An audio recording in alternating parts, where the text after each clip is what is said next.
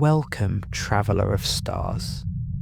Tonight, close your eyes and imagine yourself far from the noise of the world, beyond the clouds, past the atmosphere, where silence stretches across the stars.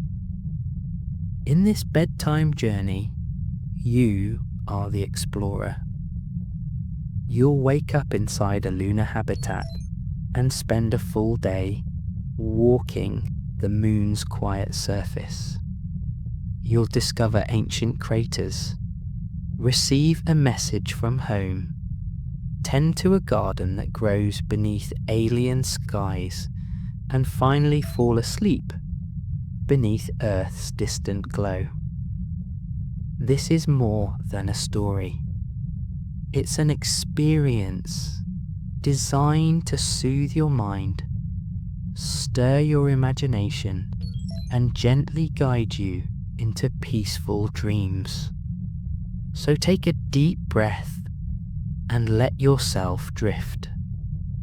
And if this journey brings you calm, wonder, or rest, don't forget to like, subscribe, and tap the bell icon so you won't miss our next adventure under the stars.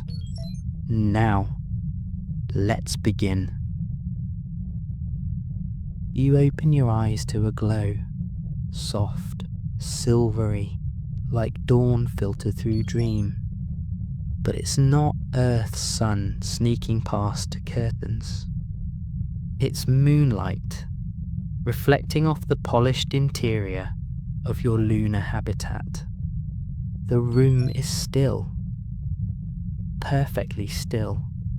No rustling leaves, no humming fridges, only the slow rhythm of your own breathing and the gentle whisper of circulating air. You stretch carefully, mindful of the low gravity. It feels like your limbs are made of clouds, light and loose, as if your body's still half asleep. But this is no dream. You're really here. On the moon. You sit up in your soft pod bed, nestled in a cocoon of silver white fabric. The room is small but cozy, built with rounded corners and soft lighting to feel less like a machine and more like a home. Across from you, a round window shows the inky vastness of space. Just beyond it, the Earth hangs like a glowing marble in a sea of stars. You breathe it in. That view, your home planet, distant yet comforting, floating in the black. You can see the outlines of continents, clouds swirling, oceans deep and blue. Somewhere down there, people are waking up just like you. Coffee brewing, birds singing. But up here, only silence. The moon doesn't hum, it listens. You float your way to the hygiene station, brushing your teeth with special no-rinse gel, your reflection blinking back at you in the small mirror. You're bundled in soft thermals, your hair flattened from sleep. You look tired, but not worn. The kind of tired that feels like a quiet achievement. You're not just surviving here, you're living. Then comes the ritual, the suit up. You open the locker. Your lunar suit gleams inside, white and pearl-like, lined with threads of gold and silver insulation. You slip it on piece by piece, familiar with every strap and seal. As the helmet locks with a gentle click, You check your vitals on your wrist screen. All systems green. Outside awaits. But first, breakfast. You float gently toward the kitchen pod. More a cabinet than a kitchen, but it does the job. You select a meal pack, warm oats with cinnamon and apples, rehydrated and steaming in moments. The scent fills the small pod. You hover near the window again, spooning your food slowly, savouring both taste and tranquility. Outside, a pale sea of dust and craters stretches endlessly. You open your mission journal. Lunar Day 14. Woke to peace. Earth is clear tonight. Plan to explore the southern ridge. Feeling rested. A little homesick, but mostly in awe. You close the log and smile to yourself. You zip up your gear, seal your gloves, and move to the airlock. As you stand there, waiting for the pressure cycle to complete, you feel a quiet excitement building in your chest. The kind that hums in the bones, subtle but unmistakable. Today, you'll walk where few have walked. Today, you'll step outside and feel the ancient dust of the moon beneath your boots. The airlock hisses. The door opens. The light of the moon floods in. You step forward. The airlock opens with a soft hiss, and for a moment you just stand there, half in shadow, half bathed in moonlight. The surface stretches before you, grey and glistening like powdered glass under a spotlight. No birds, no wind, no clouds. Just the raw, ancient face of the moon, unchanged for eons. And now, you're standing on it. Your boots press into the regolith, making a crisp imprint in the fine dust. It clings lightly to the soles, dark and dry like volcanic ash. Each step you take feels dreamlike, slow, graceful, floating. The moon's gravity is only a sixth of Earth's. You barely feel your weight at all, like you could leap and keep rising forever. But you keep your stride steady, purposeful, grounded. Your suit whirs softly, keeping your body warm, your oxygen steady. The display on your wrist shows your coordinates, vitals, oxygen level, all normal. You check in with mission control, your voice transmitted across the vast distance between you and the Earth. Lunar base to orbital command, you say, your voice calm but alive with wonder. I've stepped outside. Conditions are stable. Surface visibility is perfect.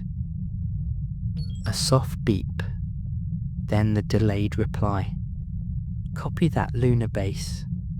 You're looking good from up here. Enjoy your walk. And you do. You begin moving along the flagged route, marked by poles with tiny blinking lights, visible even in the relentless sunlight. There are no shadows, just contrast. Light and dark, sharp as a knife's edge. The sky above is black, not blue, despite the shining sun, because there's no atmosphere to scatter light. It's like walking in a painting done entirely in silver and charcoal.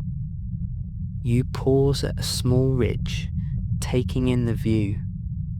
A crater yawns nearby, shallow but wide.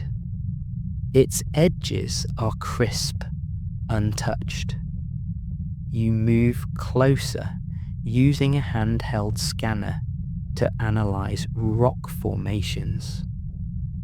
The data flows onto your wrist screen: silicates, basalt, and signs of micro-impacts from countless years. You reach down, using the collection tool to lift a small, jagged stone into a sample bag. It's lighter than it looks. You name it Apollo Stone.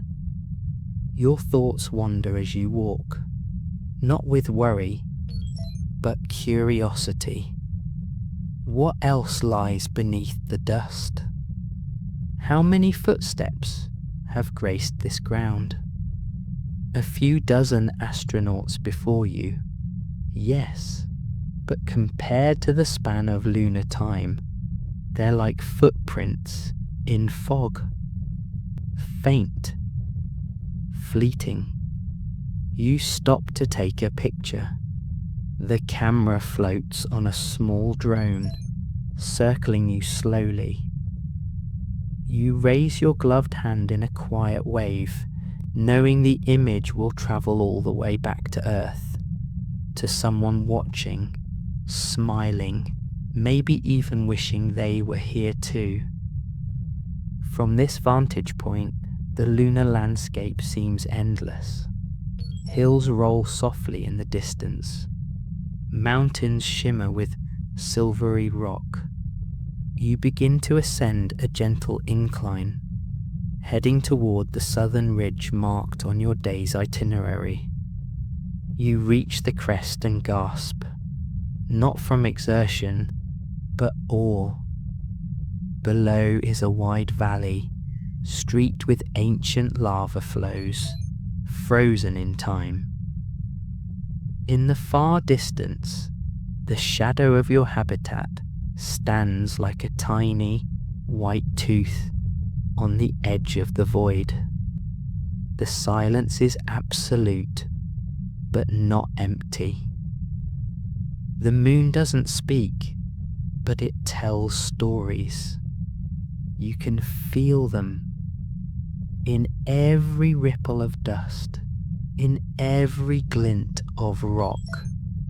Stories of fire and collision, of creation and stillness.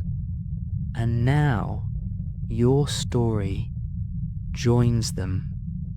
You sit for a moment, your body suspended, your helmet reflecting the curve of the valley, and you let your mind drift.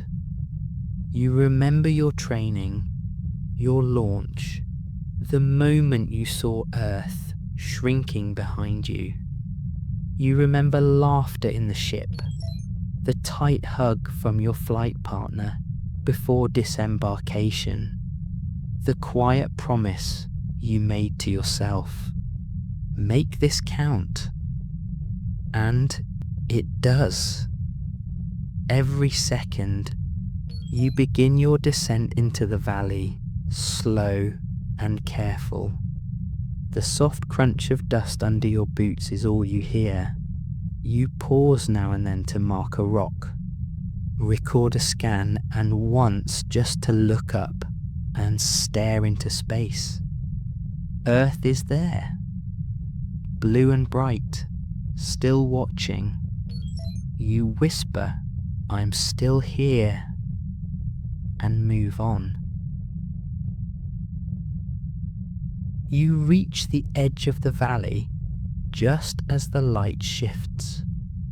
Though the moon doesn't have fast sunrises or sunsets like Earth, the angle of sunlight can still change, painting new shadows over familiar terrain. You make your way back toward the Rover station, a low, dome-shaped outpost parked beneath a shield of regolith panels. It's nestled into a slope, like a quiet animal, waiting. The rover greets you with a soft hum as you connect your suit to its life support interface. It's a sleek, four-wheeled vehicle, compact but powerful, with wide treads designed to glide over powdery dust and climb gentle slopes. You pull yourself into the pilot's seat and settle into the gentle embrace of the cabin. The inner lights glow a soft gold, warm and welcoming after the stark whites and silvers outside. Once inside, you remove your helmet. The cabin is pressurized, safe. You breathe deeply, fresher air than inside your suit, with just the faintest hint of cedar, a psychological comfort programmed into the air recyclers. Your mission route appears on the heads-up display. A loop through the South Valley, past the edge of a collapsed lava tube, then over to a small crater cluster dubbed the Stargazer's Hollow. It sounds poetic, fitting. You tap the console and the rover glides into motion. The ride is smooth, slow, and almost meditative. The rover doesn't bounce or rattle like a car. It drifts forward like a boat on a still lake. Through the wide window, you watch the landscape roll by. Craters, boulders, hills shaped by time and silence. Every inch untouched for millions of years, until now. The hum of the engine and the soft chime of the navigation system are the only sounds in the cabin.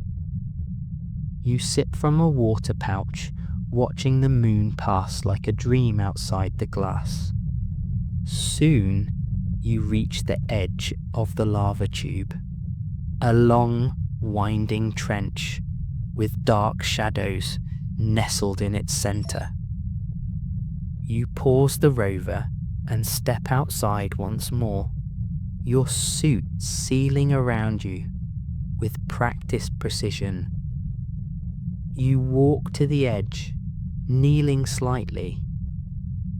The scanner in your glove flickers with data.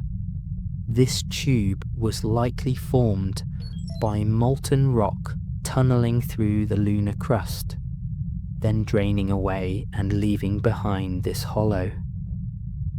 In some places, it might even be big enough to stand in, sheltered, cold, silent. You touch the rim with a gloved hand and imagine. Once, this land boiled with fire. Now it sleeps. You return to the rover and continue onward. Half an hour later, you reach Stargazer's Hollow. The name fits. It's a cluster of shallow craters, perfectly positioned under the open void of the sky, free from hills or cliffs. You park the rover, climb onto its roof, and sit. Just sit. Above you is the sky, deep and endless. Even with the sun blazing in one direction, the stars remain visible. Tiny, white pinpricks. You scan the sky with your eyes, trying to find familiar constellations. Orion, Cassiopeia, maybe even Mars, glimmering red near the horizon. You remove a small object from your belt pouch, a memento, a photo, laminated and sealed. Someone important, smiling, their eyes full of pride and maybe a little worry. You press it gently to your chest, then hold it up to the earth, floating in the sky. "This is for you," you whisper. You record a voice memo on your comm. Sitting under stars on the moon. Can't really describe the feeling. Like floating inside a lullaby. Rover hums like a purring cat. Earth's just there. All of it. In that blue marble. You're in it too. Hope you're okay. You sit for a long while. You let your body relax. Let your mind wander. You're so far from home, yet never closer to the universe. Then, slowly, you climb back down, return to the driver's seat, and set the Rover on its journey home. The wheels turn. The dust rises in slow motion. Your day is far from over, but already it's unforgettable. The path back to base arcs gently across the plains, but instead of returning just yet, you take a detour. One marked only in your private logs, not on any official route maps. It's a location discovered during orbital scans, not yet explored on foot. The terrain is steady, and your oxygen reserves are strong. You've planned this moment since your arrival. You call it the Echo Grotto. Your rover crests a low rise, and there it is. An unassuming depression in the lunar surface, shadowed on its far side. The edges slope gently inward, like a bowl half filled with darkness. You halt the rover at the rim and step out again, once more sealing your helmet and stepping into the moon's silent embrace. The sunlight only grazes part of the depression. The rest is locked in shadow, cold and ancient. As you descend, the light behind you fades. Your boots crunch softly in the dust. You flick on your suit's headlamp, illuminating jagged rock and smoother walls within. Stone-shaped not by wind or water, but by forces far older. Impact, collapse, stillness. You reach the floor of the grotto and find what you suspected. A split in the rock, wide enough for a person to pass through. You duck and move inside. The passage narrows, then opens suddenly into a small chamber.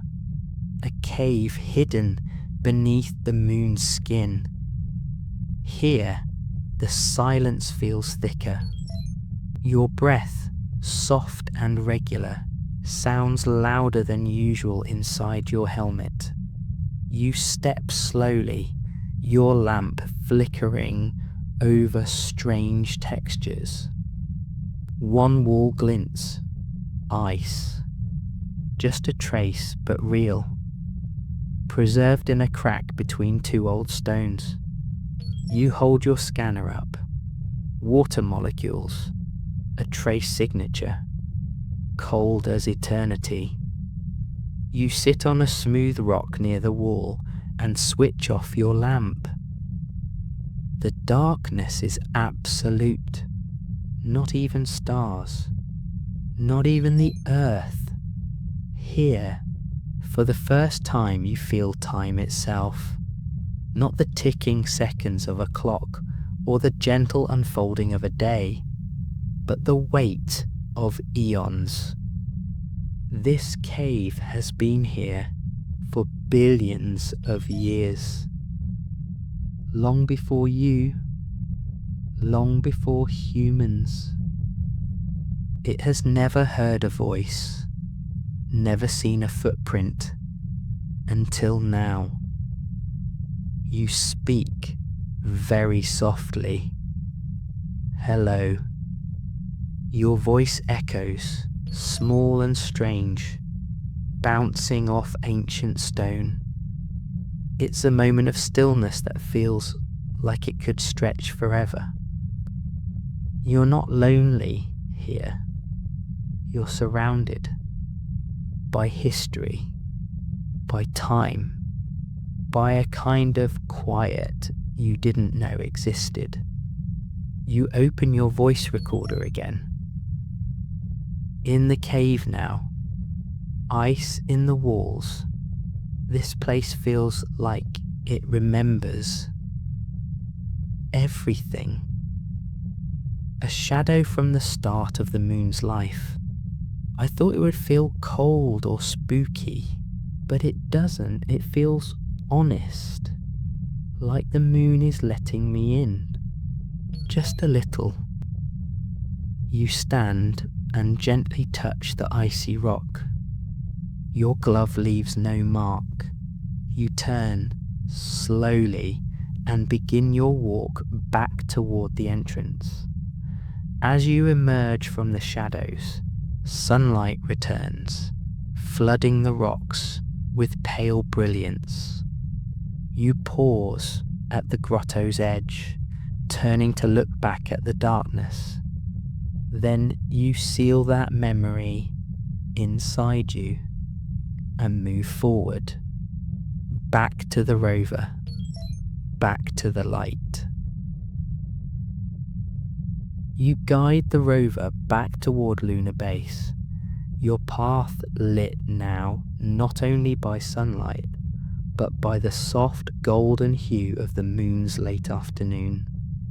Not that there are days and nights here as on Earth, just the long, slow arc of lunar time, each day stretching across nearly 2 Earth weeks.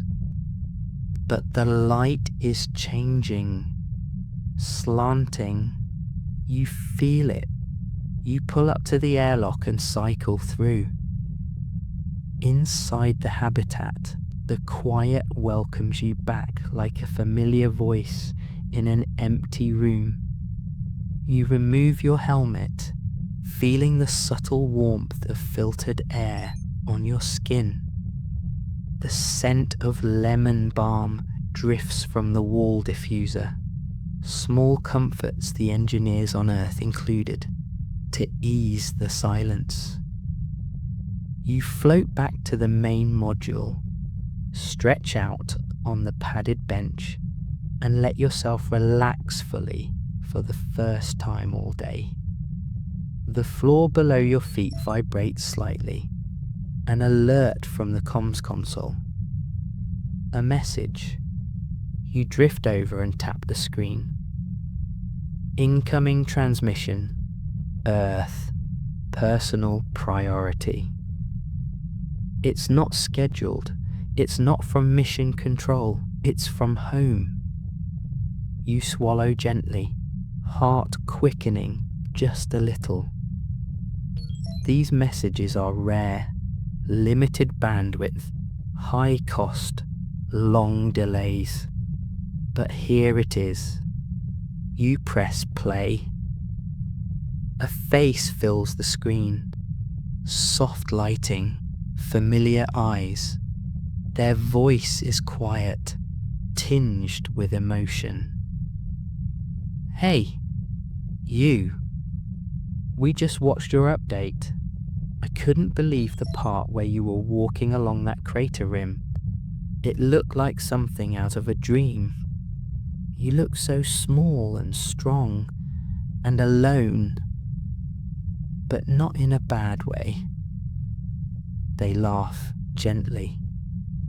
Anyway, we're okay here. Your cat keeps knocking over the plant you said not to kill. I'm trying. The kitchen faucet still leaks. The moon's been full all week. We've been watching it every night. knowing you're up there. It feels like a string between us. The voice softens. We're proud of you, more than proud. We miss you like crazy, but you're part of something big, and that makes everything feel more possible. Their image lingers for a few seconds, then fades. Silence returns, but this time it doesn't feel as empty. You lean back in your chair and close your eyes. For a while you don't move, you just breathe, feeling the warmth behind your eyes, letting the connection sink in. Then you open the reply channel. You start recording. Your voice is steady, your words slow and thoughtful. Hi, I watched your message twice. I think I'll probably watch it 100 more times. You looked beautiful in the light. I miss the sound of your voice not coming through a speaker. But I'm here, and I'm okay. You glance out the small round window, where the earth now rises higher, glowing in the black sky. This place, it's quiet, but it's full of time, of stories, of echoes. I think we all leave a little of ourselves in places like this, even if we don't mean to. I hope one day you'll come see it too. Maybe stand beside me under this sky. Until then, keep talking to the moon. I'll be listening. You send the message. The file uploads slowly, the green bar inching forward like a slow heartbeat. When it's done, you smile. You return to your bench, stretch out again, and this time you don't just feel like a visitor on the moon. You feel at home. The light inside the habitat is dimmed to mimic evening. A warm golden tone glows softly along the floor panels and the curve of the ceiling. It's artificial, but comforting. You glide through the quiet module corridors, your footsteps silent against the padded flooring. At the far end of the base is a sealed chamber, slightly humid, slightly warmer. You open the access panel, step through the short airlock, and enter one of the most delicate parts of the station, the greenhouse. It greets you with a hush like a whisper, the sound of moisture in the air, the faint bubbling of nutrient systems, soft leaves rustling ever so slightly as recycled air gently stirs them. The moon garden. The chamber is a clear dome set against a slope of lunar rock. Beneath its translucent surface, the earth hangs like a guardian in the stars, peering down at rows of green life. This is not a jungle, not even a real garden by Earth standards, but here, it's something close to sacred. Tomato vines stretch up thin wire trellises. Basil and mint nestle in small troughs. A dwarf lemon tree glows with one single round green fruit, not ripe, but growing. You remove your gloves and touch a broad leaf, cool and slick, with condensation. It's the first thing you've touched all day that was alive. A smile pulls at your lips. You check the logbook by the door. Your handwritten notes from earlier days are still there. Day 3. Sprouts look strong, 1 tomato flowering. Day 9. First scent of mint, unexpected emotion. Day 12. Water pump reset, basil drooping, recovering now. You update it again. Day 14. Everything alive, so am I. You float toward the small reading nook in the corner, a soft seat beneath the lemon tree, beside a narrow shelf of thin books. Poetry, essays. One novel that's been read so many times, the pages are beginning to soften at the edges. You choose a book of earth poetry and open to a page at random. The world is not concluded. Life is but the breath of stars carried gently in a leaf. You read slowly, your voice low, like telling a secret to the garden. The plants don't answer, but they listen. After a while, you lean your head back and close your eyes. You let yourself feel everything. The faint humidity, the smell of soil and mint, the presence of growth, something that doesn't just survive but changes, reaches, grows. You pick one small mint leaf and press it to your tongue. It's cold and sharp and real. Not processed, not packaged. Alive. Outside the dome, the moon is silent, dry, timeless. But in here, life hums. After a while, you close the book, stand, and return to the center of the garden. You check the root systems, top off the water basin, gently retie a climbing vine. Small acts of care, small threads of meaning.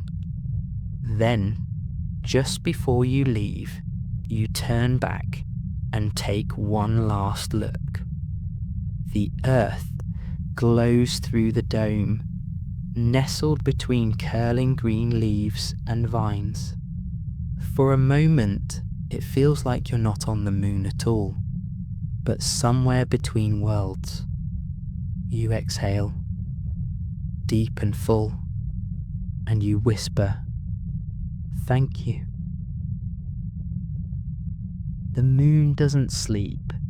It doesn't blink or darken or hush the way Earth does at night. But here, inside your small sanctuary of light and warmth, it feels like night. The lights have dimmed to their lowest setting. The habitat systems hum in soft rhythm. You've changed into your rest layer, light and soft, like a whisper against your skin. Outside, through the thick glass of your window, the horizon has begun to turn. Not quickly, there are no sweeping sunsets here, but subtly. The angle of the light has changed. Shadows have begun to stretch. One long, slow exhale of the lunar day. You stand at the window, one hand against the cool glass. Earth is still visible, smaller now, not quite overhead. A brilliant marble glowing with oceans and cities and stories. And you let your forehead rest against the window, and you whisper to yourself, "This was a good day." You drift to the sleeping pod, your cocoon of warmth. You climb in and zip the soft fabric around you. It wraps you gently, holding you in place. so you won't float in the moon's low gravity. The hum of the life support system becomes your lullaby, soft, steady, reassuring. Before you close your eyes, you open your journal one last time. You type slowly, deliberately. Lunar day 14, evening. Walked across the valley, touched a rock older than history, heard my own voice echo in a place no voice has ever been. Received a message from home, answered it with my heart, tasted mint in a garden of stars, felt not alone, felt part of something. Tomorrow I'll do more science, but tonight I'll dream of light and dust and oceans. Good night, moon. You close the log. The pod lights dim fully. Only the faintest glow from the earth outside flickers along the ceiling. You breathe in and then out and let go. Your thoughts drift to the quiet crater where you stood and looked into eternity, to the tomato plant twisting toward the dome's soft light, to the voice that crossed hundreds of thousands of kilometers just to reach you. The moon cradles you now, not with arms, but with stillness. And as your mind begins to float through the corridors of dreams, you feel a kind of peace rarely found. The kind that comes from silence that listens, from stars that keep watch, from footsteps left in ancient dust, and somewhere, far below, someone looks up at the full moon and smiles, not knowing why, but feeling something move in their heart. Because tonight you are dreaming on the moon, and it is dreaming with you.